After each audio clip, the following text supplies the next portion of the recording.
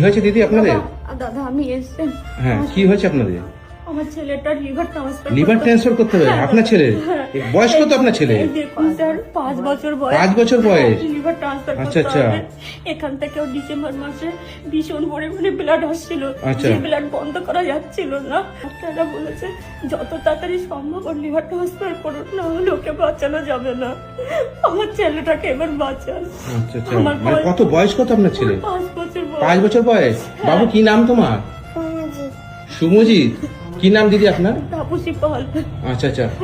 মানে আপনার স্বামী কি করে? আমাদের স্বামীর ছোটখাটো একটা ভাড়ার দোকান আছে। ভাড়ার দোকানে? খাতা পেন বিক্রি করে। খাতা পেন বিক্রি করে ভাড়ার দোকানে? হ্যাঁ, সেটা আচ্ছা আচ্ছা। এখন তো বন্ধ পুরো। এখন সংসারটা কিভাবে চলছে ঝড় করে।